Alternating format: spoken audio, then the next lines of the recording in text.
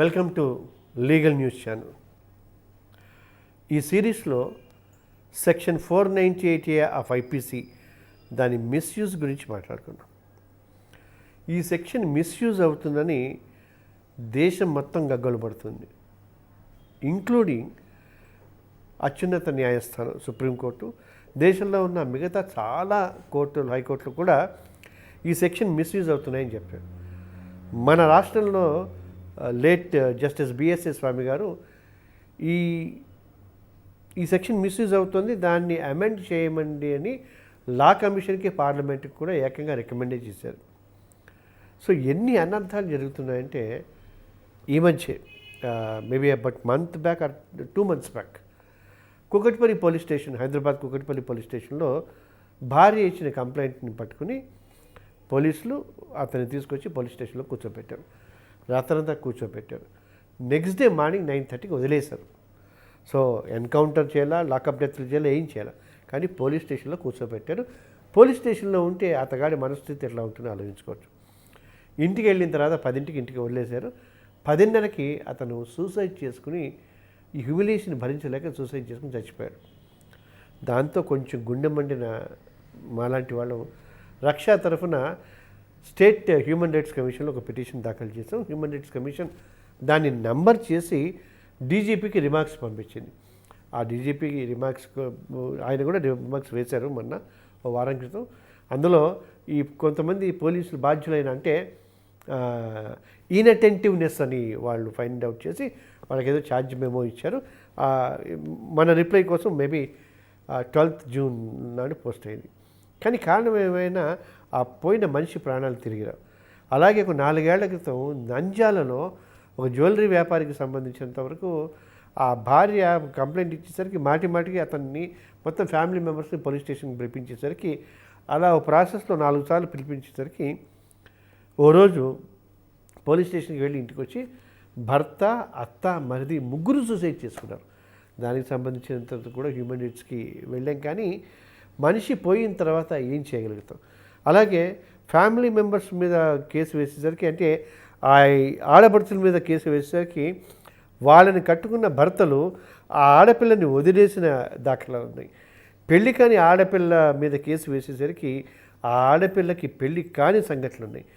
పెళ్లి నిశ్చయమైన ఆడపిల్ల మీద కేసేసరికి ఆ ఆడపిల్ల మ్యారేజ్ రద్దయిన ఇష్యూస్ ఉన్నాయి. Apart from this, funniest part is Andhra Pradesh police ఈ కేసులు మిస్యూజ్ అవుతున్నాయని చెప్పేసి, అయ్యా మీరు దయచేసి మిస్యూజ్ చేయకండి అని వాళ్ళ వెబ్సైట్లో కొన్ని ఇన్స్ట్రక్షన్స్ పెట్టారు. ఎవరైతే నిజంగా మిమ్మల్ని బాధ పెట్టారో వాళ్ళ పేర్లు మాత్రమే వేయండి, లేనిపోని అభూత కల్పనలు కల్పించకండి, కరెక్ట్గా నిర్దిష్టంగా ఉండి ఏవైతే వాస్తవాలు ఉన్నాయో, రికార్డు ఉన్నాయో వాటినే వేయండి, అబద్ధాలు చెప్పకండి అని ఇవన్నీ వేసి వాళ్ళ వెబ్సైట్లో పెట్టారంటే ఎంత గ్రాస్ మిస్యూజ్ అవుతుందో మనమంతా అర్థం చేసుకోవచ్చు. So my request is section 498A అన్నదాన్ని భర్త మీద, అంటే తన కంటిని తనే పరుచుకునే పరిస్థితుల్లో కాకుండా, అన్లెస్ అన్నంటిలో అతగాడు రాక్షసుడయ్యి ఆ ఆడపిల్లని చిత్రహింసలు పెడుతూ ఆ పిల్ల జీవితాన్ని నరకం చేస్తే తప్పకుండా ఆ కేసు వేయచ్చు. కానీ కేవలం కక్ష సాధించుకోవటానికో, లేకపోతే స్కోర్స్ సెటిల్ చేసుకోవటానికో, లేకపోతే అతగాడి మీద వాళ్ళ ఫ్యామిలీ మెంబర్స్ అందరి మీద కేసు వేసి ఆ కేసుకు సంబంధించినంతవరకు ఏదన్నా డబ్బు తీసుకుని కాంపెన్సేషనల్గా అయిపోవటమో అన్న మాత్రం ఆలోచించకండి. కేవలం 2% ఆఫ్ కేసెస్ కన్విక్షన్స్ జరుగుతున్నాయి. అంతేగాని అసలు చాలా కేసులు ఎఫ్ఐఆర్ అయిన తర్వాత, అరెస్ట్లు అయిపోయిన తర్వాత ఛార్జ్షీట్ దాకా కూడా రావట్లే. ఛార్జ్షీట్ వేసిన తర్వాత ఆ కేసులో సాక్ష్యాలు ప్రవేశింపజేసి ఆర్గ్యుమెంట్స్ విని జడ్జిమెంట్ వేసిన కేసులు చాలా తక్కువ. ఎందుకంటే వాళ్ళ ఉద్దేశం వేరే కాబట్టి ఈ 498A మిస్యూజ్ అవుతుందని ఘంటాపథంగా అన్ని కార్నర్స్ నుంచి వెళ్ళివచ్చుతున్న సహేతుకమైన విమర్శ. అందుచేత ఇన్ని దారుణాలకి ఆలవాలమైన సెక్షన్ 498ని మిస్యూజ్ చేసుకోకుండా ఉంటే బాగుంటుంది. నిజంగా ఇది మిస్యూజ్ కావటం వల్ల ఏ ఆడపిల్ల అయినా నిజంగా కష్టాల బారిన పడి పోలీస్ స్టేషన్కి వస్తే ఆ పిల్ల కంప్లైంట్ తీసుకోవటానికి, ఆ కంప్లైంట్ జెన్యున్గా ఉంది అని భావించడానికి కూడా వెనకడుగు వేసే పరిస్థితి వస్తుంది. అందుకే ఏ యాక్ట్ అయినా యూజ్ కానప్పుడు, అది డెఫినెట్గా మిస్యూజ్ అవుతుంది. అందుకే ప్రాపర్ యూజ్గా సెక్షన్ 498 కనుక ప్రాపర్గా యూజ్ అవుతే డెఫినెట్గా as such it is very good section. A section కానీ ఏ చట్టం కానీ అంటే లోపభూయిష్టం అన్న ఇంకోటి కాదు, దాన్ని ఉపయోగించుకునే వాళ్ళ అతి తెలివితేటలు బట్టి ఆ సెక్షను బూజుపడుతూ ఉంటుంది. ఈ సెక్షన్ 498 మిస్యూజ్ అవుతుందని చెప్పేసి సుప్రీంకోర్టు జోగిందర్ కౌర్ అనే కేసులో ఇచ్చిన తీర్పును ఆధారంగా చేసుకుని 2002లో అప్పటి పోలీస్ కమిషనర్ అయిన ఎంవి కృష్ణారావు గారు ఒక మెమో, ఒక ఆఫీస్ ఆర్డర్ లాంటిది ఇచ్చారు. అంటే హైదరాబాద్ సిటీకి సంబంధించినంత వరకు అన్ని పోలీస్ స్టేషన్లకు, దాదాపు 100 పోలీస్ స్టేషన్లకు సంబంధించినంత వరకు ఒక రూల్ ఇచ్చారు. ఏమనంటే ఈ 498 కేసుల్లో కేసు రాగానే, కంప్లైంట్ కాగానే ఇమీడియట్గా అమాంతం పడిపోయి వాళ్ళందరినీ అరెస్ట్ చేయకుండా భర్త తాలూకు బంధువుల్ని, భర్తను కాకుండా భర్త తాలూకు బంధువులందరినీ ఎవరైనా అయినా కానీ వాళ్ళని అరెస్ట్ చేయాలి అనుకున్నప్పుడు ఆ concerned deputy commissioner of police return consent compulsory అని చెప్పేసి, అందులో కూడా ఆ రిటర్న్ కన్సెంట్ కావాలి అని ఆ ఇన్వెస్టిగేటింగ్ ఆఫీసర్ అడిగేటప్పుడు అప్పటిదాకా తను చేసిన ఇన్వెస్టిగేషన్ కానీ, కేస్ డైరీ పర్టికులర్స్ కానీ, ప్రైమా ఫేసీ కేసు అంటే తను ఏ కారణాల చేత వీళ్ళందరినీ అరెస్ట్ చేయాలనుకుంటున్నాడు అన్న వివరాలన్నింటినీ ఆ డీసీపీకి పంపించి అతను సాటిస్ఫై అయిన తర్వాత ఇందులో అరెస్ట్ చేయాల్సిన అవసరం ఉంది అని అనుకుంటే అతను రిటర్న్ కన్సెంట్ ఇచ్చిన తర్వాత కానీ భర్త తాలూకు బంధువుల మీద చెయ్యి వేయటానికి వీల్లేదు, అంటే అరెస్ట్ చేయడానికి వీల్లేదు అని 2002లో, అంటే దగ్గర 10 ఏళ్ల క్రితం ఎంవి కృష్ణారావు గారు ఈ అద్భుతమైన మెమో ఇది ఇన్ఫ్యాక్ట్. బట్ ఈ రోజుకి even this day nobody is adapting it. దీనికి సంబంధించినంతవరకు సెంట్రల్ గవర్నమెంట్ హోమ్ డిపార్ట్మెంట్ కూడా అన్ని రాష్ట్రాలకి ఇచ్చిన తర్వాత మెల్లిమెల్లిగా అన్ని జిల్లాల ఎస్పీలు కూడా దీనికి సంబంధించినంతవరకు వాళ్ళు రియాక్ట్ అయ్యారు. ఆన్ పేపర్ అత్యున్నత అధికారులు, పెద్ద అధికారులు ఎవరెవరైతే ఉన్నారో వాళ్ళందరూ ప్రాపర్గా ఆన్ పేపర్ రికార్డ్ అవుతూనే ఉంటుంది. కానీ గ్రౌండ్ లెవెల్కి వచ్చేసరికి, సామాన్య ప్రజానీకానికి దగ్గరికి వచ్చేసరికి అది అమలులో ఘోరంగా విఫలమవుతూ ఉన్నారు.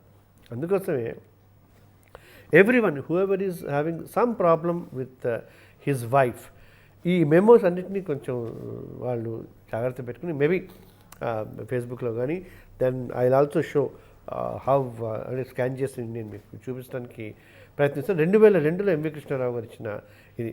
అలాగే ఢిల్లీ పోలీసులు, డీజీపీ వాళ్ళు అందరూ, అంటే ఎవ్రీవన్, ఈ దేశంలో ఉన్న ప్రతి రాష్ట్రంలో ఉన్న అత్యున్నతమైన పోలీస్ ఆఫీసర్లు అందరూ కూడా దీనికి సంబంధించినంతవరకు ఏకాభిప్రాయాన్ని వెలిపించారు. అందుచేత బేసికల్గా ఏమవుతుందంటే భయం అన్నది, అమ్మో పోలీసులు వస్తారు ఏదో జరిగిపోతుంది అని చెప్పేసి ఆ భయాన్ని కనుక వదులుకుంటే పారిపోవటాలు ఉండవు, ఆన్సిపేటరీ బెయిల్స్ ఉండవు, లాయర్లకి లక్షల ఫీజులు చెల్లించాల్సిన అవసరం ఉండదు. ఎందుకంటే మనం ప్రతిదానికి పోలీసుల్ని, లాయర్లని, సంఘాల వాళ్ళని, మధ్యవర్తుల్ని తిడుతూనే ఉంటాం. కానీ వీళ్ళెవరు కూడా భార్యాభర్తలు నిజంగా గొడవ పెట్టుకున్నప్పుడు వాళ్ళు వచ్చి మీరు ఎందుకు హాయిగా కాపురం చేసుకోకుండా గొడవ పెట్టుకుంటున్నారు, లేదా గొడవ పెట్టుకోండి అని చెప్పరు కదా. మీ అంతటి మీరు భార్య కానీ భర్త కానీ వాళ్ళ దగ్గరికి వెళ్ళినప్పుడే వాళ్ళు సలహాలు ఇస్తారు. కానీ అందుచేత ఈ బ్లేమ్ గేమ్ని మానేసి let us not blame anyone.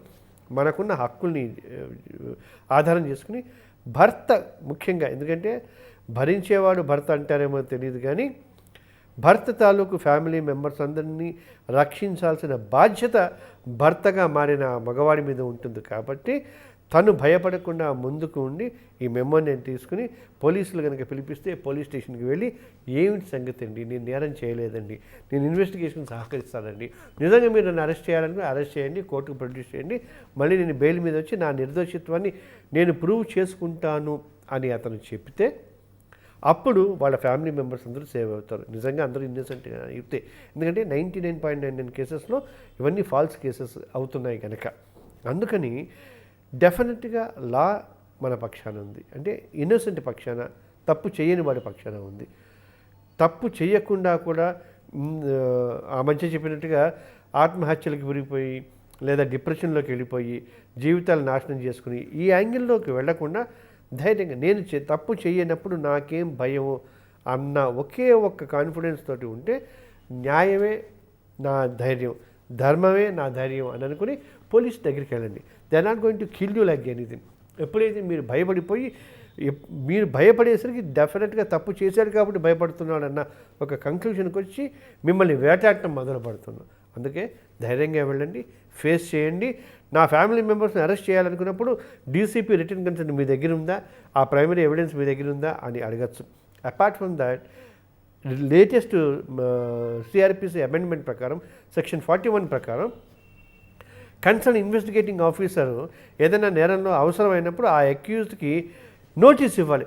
నీ మీద ఇలా ఫలానా కేసు బుక్ ఉందయ్యా, ఫలానా కంప్లైంట్ వచ్చింది, నువ్వు రా, వచ్చి నీ నిర్దోషిత్వాన్ని ప్రూవ్ చేసుకో అని కూడా లేటెస్ట్ అమెండ్మెంట్ ప్రకారం ఉంది. కానీ ఎవ్వరూ కూడా, ఏ ఒక్కరు కూడా, ఏ పోలీసు కూడా అలా నోటీస్ ఇచ్చిన పాపాన పోలేదు. కాకపోతే మీరు కనుక తెలుసుంటే వాట్ అబౌట్ 41 సిఆర్పిసి, నాకు నోటీస్ ఎందుకు ఇవ్వలేదు నా నిర్దోషిత్వాన్ని ప్రూవ్ చేసుకోవటానికి అని ఖచ్చితంగా అడగచ్చు. అందుచేత ఏ ఫాల్స్ అక్యూజేషన్ అయినా కూడా భయాన్ని వదిలేయండి. భయం లేకపోతే you can present the facts clearly.